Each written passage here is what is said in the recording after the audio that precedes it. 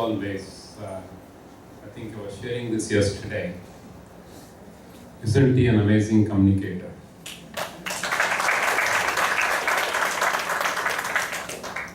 So one request for all of you. Swamiji never tells me what to say. I say what comes into my mind, but I have one request on his behalf. Please don't box him into a certain concept or approach. He's beyond that. He's a universalist. So please, his message is universal, his thinking is universal. So whenever you talk about him, make sure you are viewing him and having that faith that he is somebody who is interested in spreading the message across. And he has definitely, as you can see, he commits to spreading the message of Krishna coming from him, and he explains that in such a easy to understand manner. So I hope you can all do that, because sometimes I do hear discussions where they try to narrow him down, and I always say that is completely untrue, that he is of such a narrow thinking. It's completely untrue. People probably in the interest of identity want to do that, because we all like to have some identity, but he is beyond that. So let's make sure we understand his broader reach, his broader scope. We are running very well on time. Like to change it a little bit. Swamiji, if it's okay, 5-10 minutes, if somebody has questions, let us take some questions along with our two speakers. We'll still have the panel discussion tomorrow. We'll just have Balaji pass on the mic. If somebody has a question, please raise it. Respectfully, I will take the liberty of either allowing the question to proceed, or I will say, let's table it to the side, depending on the nature of the question. So I'll have Balaji pass on the mic. If folks have questions, and if you are hesitant to ask a question, just write it down and pass it here. Well, we'll take a few questions, not too many, 3 to 4 questions. Who has the first question? It could be to any of our speakers. Yes, ma'am.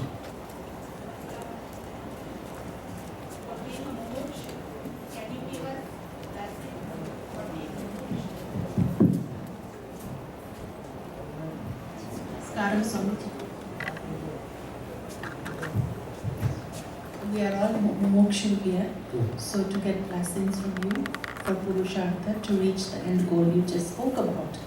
Okay. Yeah. Please. Mumukshu means who is having real ichha for the moksha. The real ichha means you should not have any worldly ichha. If you are having the ichha for samsara and also moksha, then you are not real moksha. So first of all, we should try to get rid of from the worldly ichha. Then only we will become real moksha. Then only God will help us to get the moksha.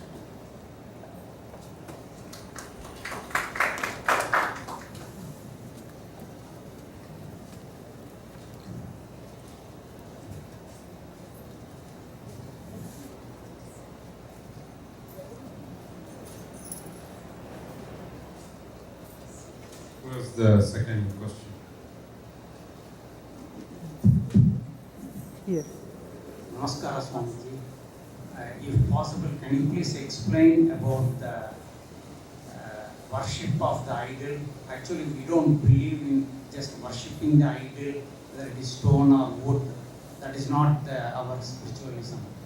We do the avagana, prana pratishtha, then we worship. Can you please elaborate on this? Yeah, it is like worshipping our father's photo in our house, mother's photo in our house. Whatever you have the concept in your mind, just the same thing behind the idol worship also. It's correct. We are not worshipping the idol, we are worshipping God through the idol. So that is why. But the media should be very pure. Media should be, it should represent God in proper way. That is why we are giving more importance for the idol. Actually, no one is worshipping the idol. Through the idol, we are contacting with God. There is only media.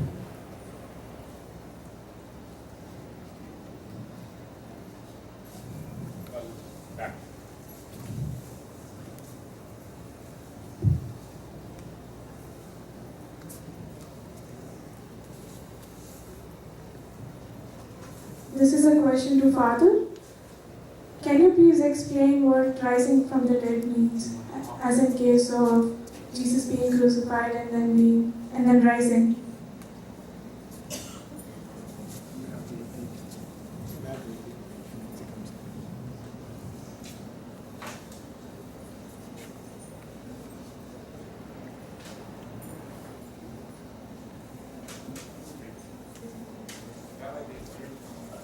Thank you for the question. I would say that the more complicatedly and distinction-filledly answer to that question that is given, the worse it is. The answer to that question is very simple in this respect. Well, very simple, let me not put any qualifications on it.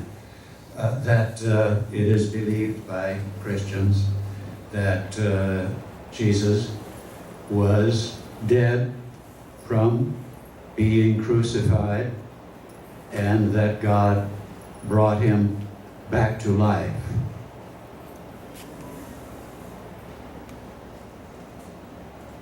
Full stop. But as I said this morning, the disciples hearing that and being, as Jesus was, a believer in resurrection at the last day, the disciples hearing that Jesus was risen and being doubtful and saying, no, that's impossible, and so forth and so on, ultimately came to the conclusion that Jesus had indeed risen.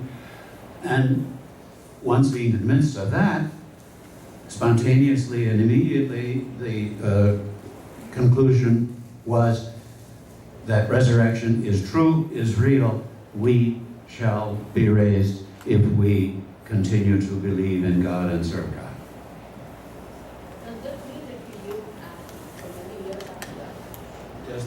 Does it mean what? Does it mean that he'll live many years after that? Oh, After that- resurrection?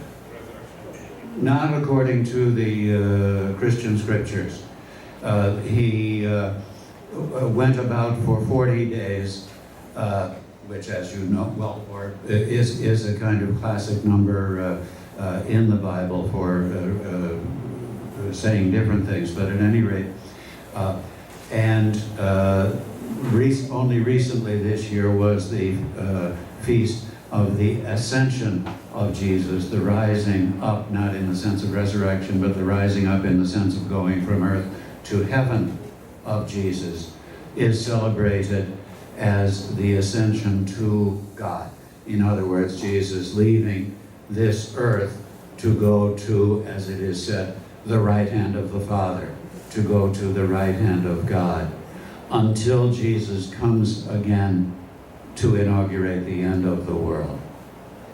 All right, so no, he did not remain on earth according to the Christian scriptures, not for more than 40 days.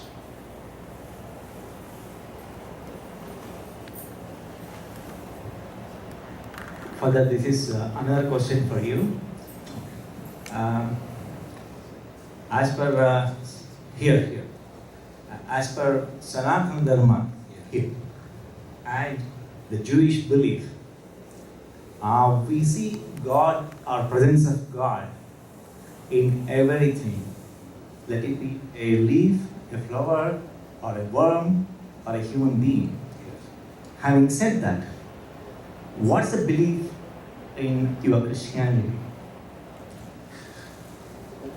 Christians also believe that one can see God in a leaf, a flower, a fruit, a worm, an animal, a fish, a bird or what have you, as well as other human beings. And not that it is a pantheistic belief, no more than the ones that you are talking about, that it is considered to be, yes, according to faith. So this St. Ignatius Loyola, who I was quoting today and the song I sang was based on his prayer, the final prayer of the spiritual exercises is it's called the contemplation to obtain love of God.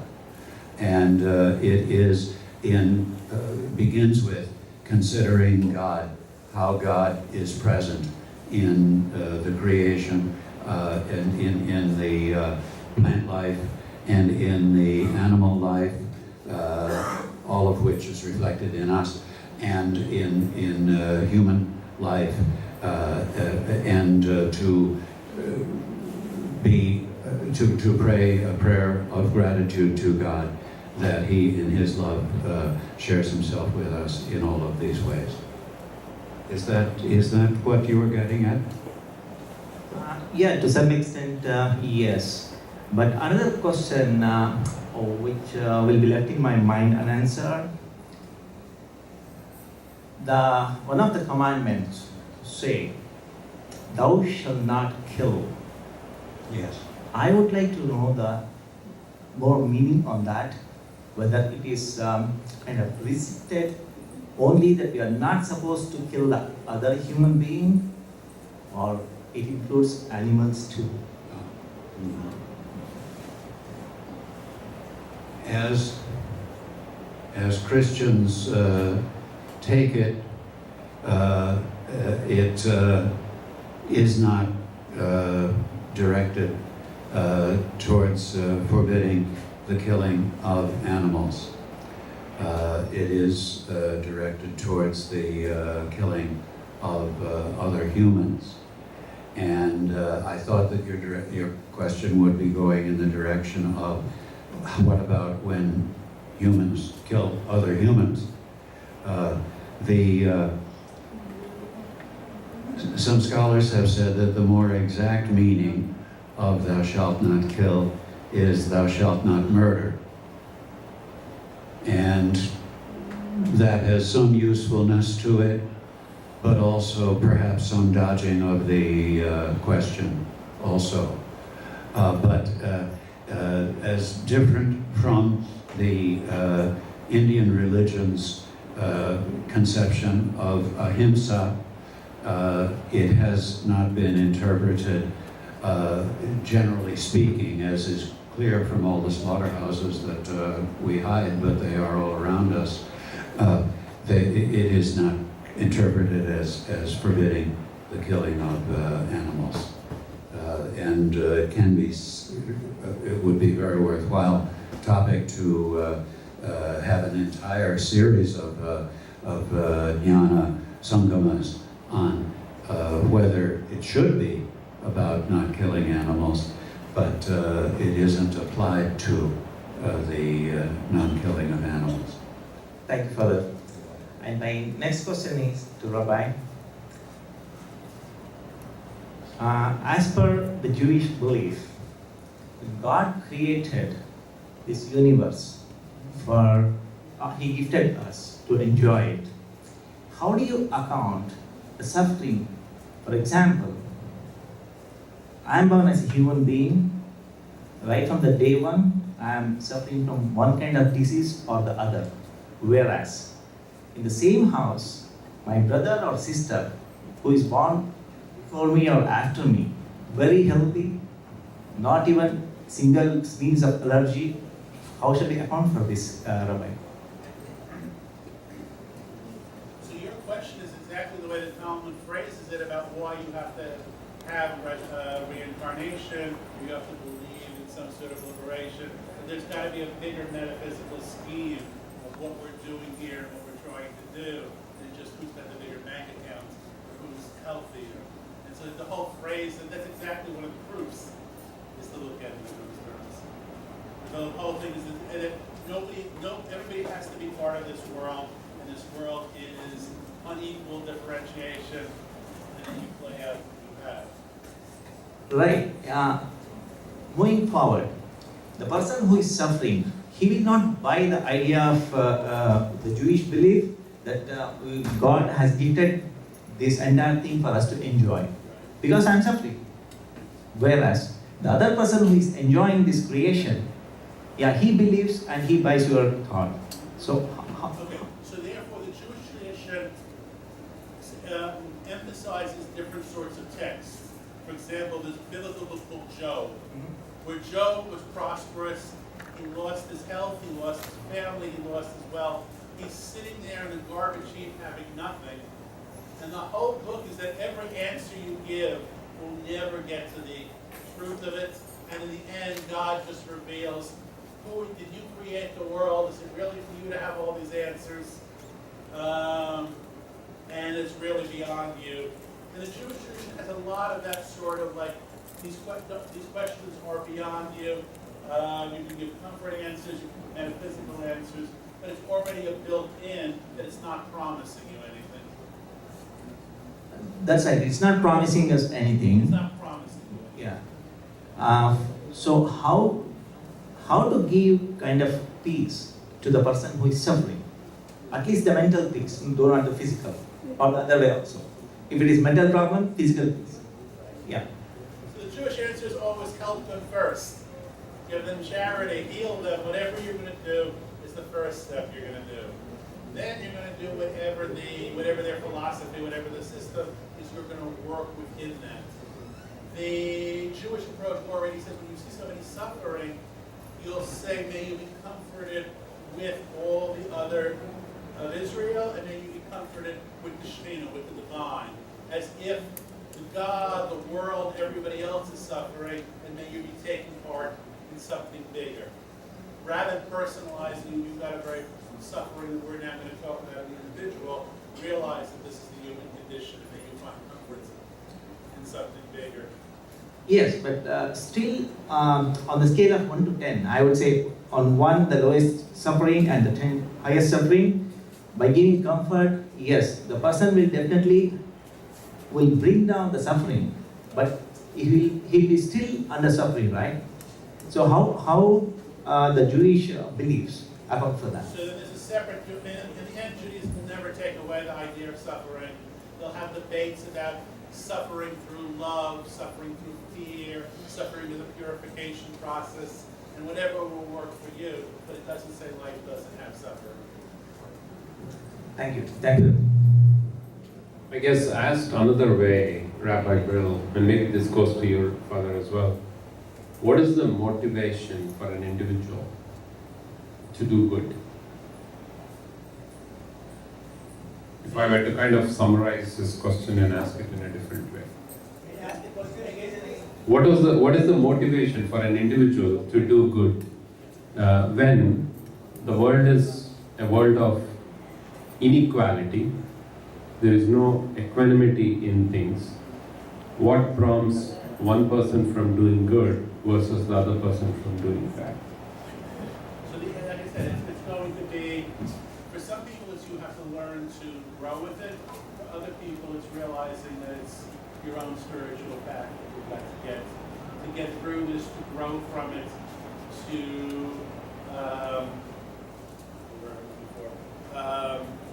to find a higher meaning in life and understand that that's part of reality. Sometimes it can help you get to a higher meaning. To put on the pastoral level, when you go visit someone in a hospital, you have to know where they're at, what level they're at, and what sort of answer they need. Not every answer works with each person. Yeah, so I'm looking at the positive side of that teaching, which is you will probably realize it as you get on the path of doing good. While the scripture or the philosophy doesn't guarantee it, that is the better way of doing it. Rabbi Brill, good afternoon. One second.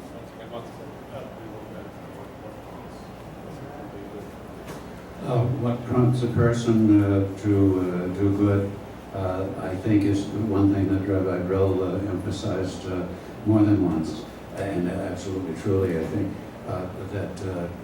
God created the world good, and that the world is good.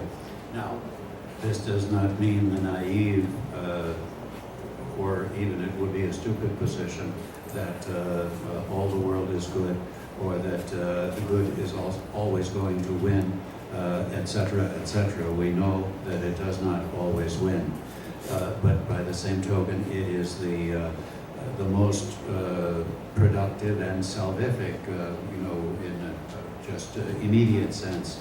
It makes it saves you more to do good and to call others to do good than any other way. Thank you. Rabbi Brill, good afternoon. We have darshanas in Sanatana Dharma, and you talked about Judaism and Genesis, and there are similar things. I believe you said if you align with the thoughts of God, then one will make progress. Is there any guidance as to how to align with thoughts of God? Without that guidance, how will one know how to go it? So Judaism, that's the Torah, that's the guidance.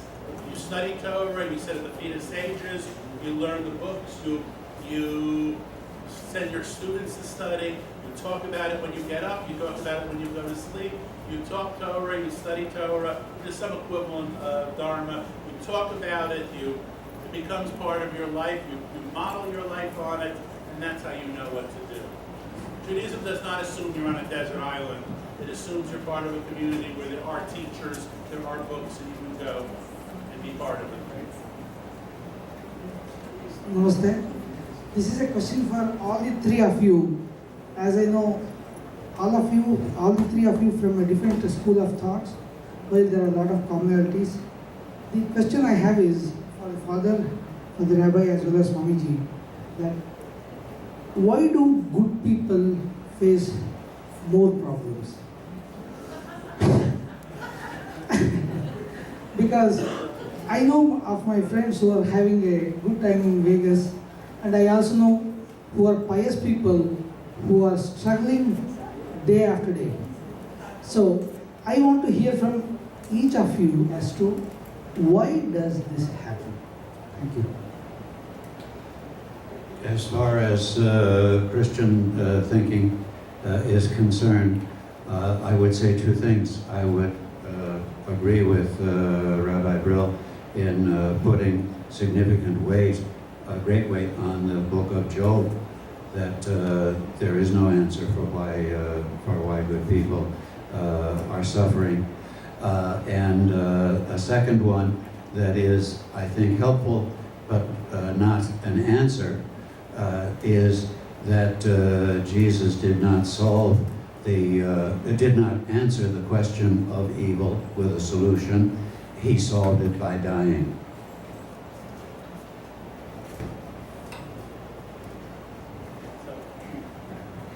So first of all, I'm not sure that Judaism would think spending time in Las Vegas is a better way to spend life than a virtuous life in New Jersey.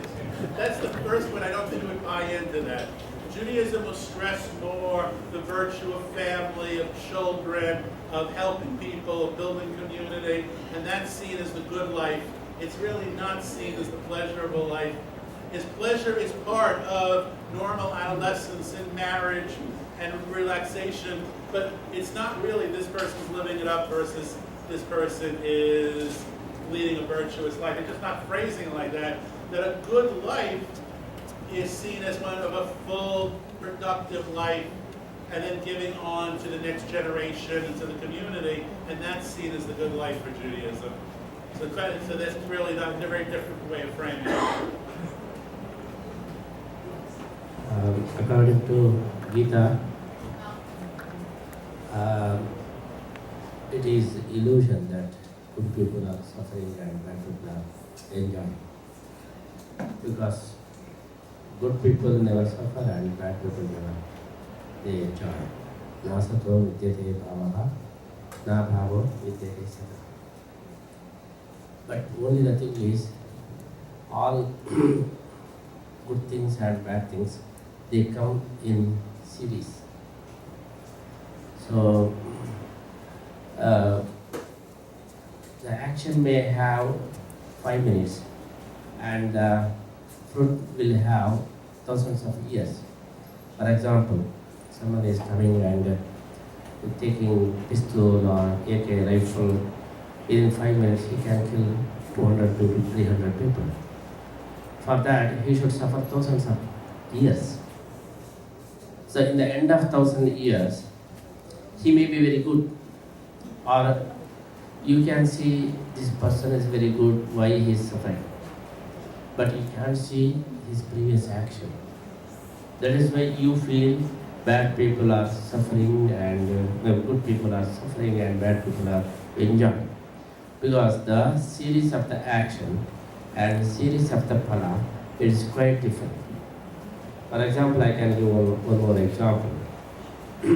When the kids, they are in elementary, they feel that my father is very bad.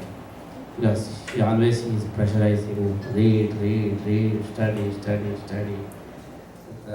My friend's father is very good because he never pressurized. So that he is good.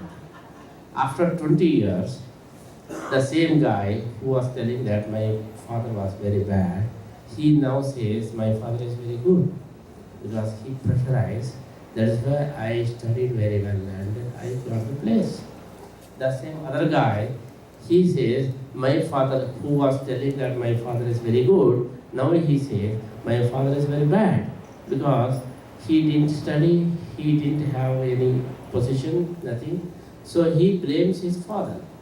So the same person, he is telling that his father in one time as good and another time for bad because difference of the time. So there is a difference of the time. Each action is having phalam. Good action is having good phalam. Bad action is having bad phalam. We cannot miss even a small fraction of the action. No one can miss. That is the message of Gita. Na sato vidyate bhavaha, na bhavo vidyate sataha. But you cannot trace the link between phalam and the action. That is why you feel he is good, he is enjoying, but he is not enjoying. Who is smoking, we feel he is enjoying. But when cancer comes, then you same person says, oh, it's not enjoyment, oh, he is suffering. So it is an account of our small, short sight. We feel he is enjoying and he is suffering like that. If you take broader span of time, if you take the bigger span of time, then you will see correctly good people are enjoying and bad people are suffering. And one more thing, according to your view, what is good, what is bad, you should decide. Just in gambling center, if they are dancing and you think that it is good, but it's not really good. And if someone is studying very hard, then we may feel that he is suffering. No, it's good. So definition of good and bad should be made in the beginning, and we should trace the link between time and the action. So because we accept the rebirth, so we are eating the phalam of our previous birth or birth 10 or 15 births before, whatever we cultivated. Now we are waiting. That is why you cannot, that is why Krishna says, Karmanevadikaraste ma phaleshu kadachana. Don't think about the phalam because you cannot trace. Only you concentrate your effort, but you never miss the phalam. Because I am going to take care of that. Why should you waste your time thinking about the phalam? You concentrate your effort and duty, and rest of the thing I am going to take care of. That is why if we accept there is an action without phalam, and good people they are suffering and bad people they are enjoying, if you accept that, whole philosophy will be spoiled. Because if the action is without phalam, then we are accepting everything is accidental. If someone is accepting everything is accidental, he cannot be a philosopher. Philosopher means the starting point is there is a reason, there is a concrete reason, there is a person. Behind all these things there is a person, human being, supreme, intellectual thing is there. Then only this philosophy starts. If you are ready to accept that, no reason is needed, everything is accidental, no philosophy. So everything is cause and effect, and everything is answer, and everything is good will lead to good, bad will lead to bad. We should accept that, but it is because of our short sight, we cannot understand or we cannot find out. It is our fault, it is not the fault of the philosopher. We'll take one more question. Just adding to this question of Swamiji, the answer of Swamiji. Basically, Christianity and Judaism, right? They don't believe in reincarnation. So they do believe in the judgment day. So the soul is born, and over a period of time, based on certain actions, in the judgment day, the judgment will be passed. How do we explain of infants who just born and they die? So obviously, there is no reincarnation, and on the judgment day, what kind of judgment will be passed to such souls where there is no opportunity was given, for any action? So, Father and Rabbi, if you could explain. They, at least at sometimes in Christian tradition, have explained the situation of a baby who dies and what happens in that regard. They have explained it badly, and more explanation is needed, or even badly in the sense that this legumenon, that is this theological proposition, was raised to the effect that there is some kind of place called limbo where unbaptized babies can go if they die before they are baptized, because they can't quite go to heaven, and we would not say that they could go to hell, but there is some limbo. Now, you can see some reason for such an answer, but I think I would go with the professor who was teaching me at one time, who said that he thought the medieval Christian theologian who thought up that idea of limbo was thinking it up as a reductio ad absurdum. In other words, as something that reduces to absurdity the question, or reduces to absurdity the idea that this limbo kind of thing, where unbaptized babies can go and they enjoy some kind of natural happiness, is such a stupid answer that everyone should laugh at it. I think he was probably right. So Judaism doesn't really even think in those terms, because it's not guilty until proven innocent. Meaning, it's not you have to do something. The soul could have been pure, the soul goes back to all the other souls. You believe in reincarnation, it gets reincarnated. But it doesn't have a stigma that has to be taken away by this life. So whatever reason, it could be punishment for the parents, it could be the soul was so pure it only needed an hour on earth. But there isn't a whole sense that you must go through a process in this life. It's just not the way Jews think about these things. That's what you have to take away, that if you didn't get to serve God in this life, then there's nothing to talk about. Whatever reason, it was here for a short time, and that's about it. It doesn't have a sort of question. But the actions of the parents should be limited to the actions of because it should be attached to the parent.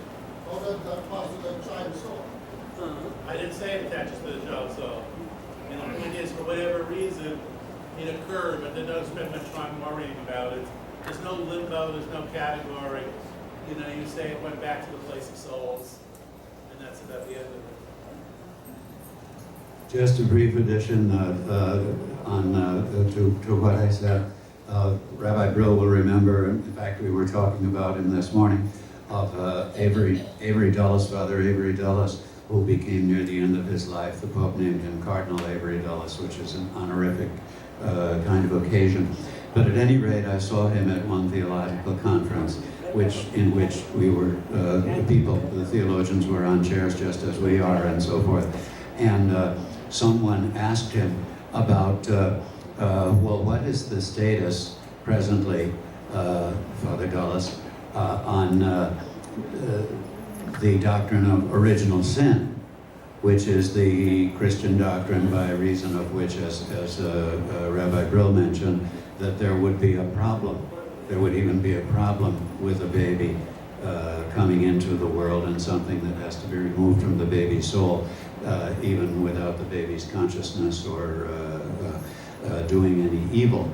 And to that question, what about the teaching of original sin currently, Father Dulles, he would say, and this was even in 1967, when I heard him say this, he said, well, I think what we might best say about that is that certain theologians, especially in these days, have taken the doctrine of original sin and sort of, as we see on the highways, often, especially in the summer, they have said, closed for repairs.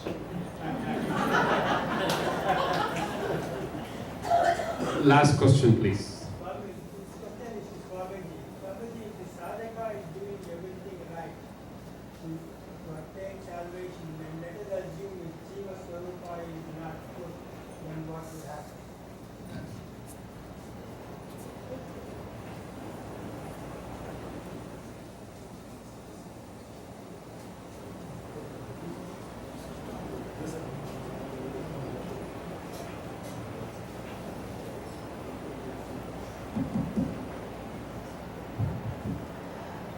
Your question is if the soul is very bad.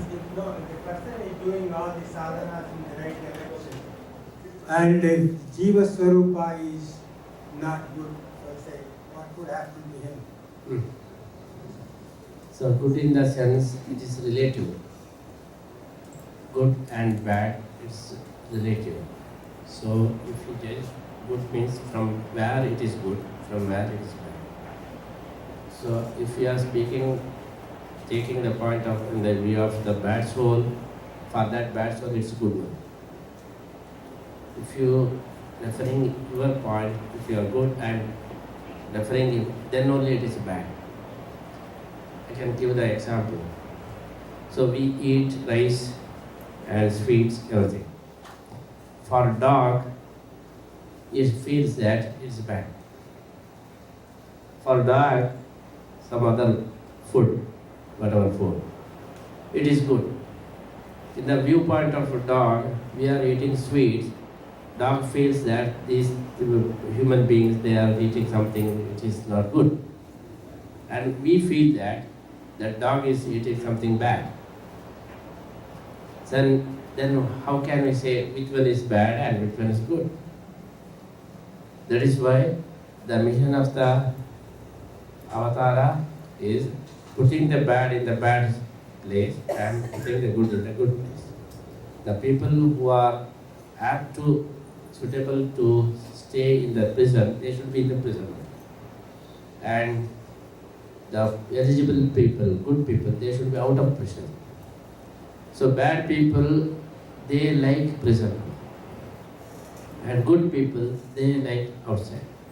That is why we need not worry that whether we are good or bad. That is why Krishna says, stop thinking about I am bad or good. It is not your job. Your job is doing good things. If you are not a good person, then you cannot continue good things. If you are not a bad person, you cannot continue bad things. It is left to me. So sometimes we should not think which we cannot judge. That is it. The same thing is, we study and we don't know what is our original. I may be a good painter, or I may be a good singer, But all of us, we go to school and study. We don't know who am I. No need. But when the opportunity comes, it will be revealed. Don't think about whether I am bad or good. If we are good, all good things will happen. If we are bad, then bad things will happen. There is no need for thinking about that. That is why Krishna says, the too much thinking and unnecessary thinking is the root of the problem. That is why believe on me. Krishna says, Manmana bhavavat bhaktaha madhyaji brahmastu. Believe on me. Believe on karma siddhanta. Never good for good people, never become bad things. You believe and continue, then you realize that.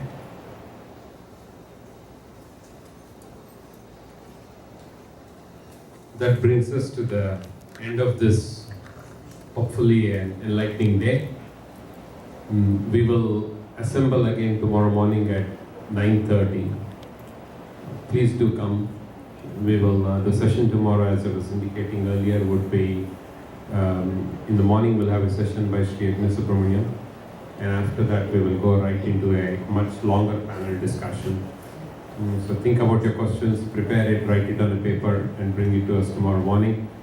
We will end the day tomorrow with this program at around 12:30, right in time for the Aarti. Krishna Arpanamastu.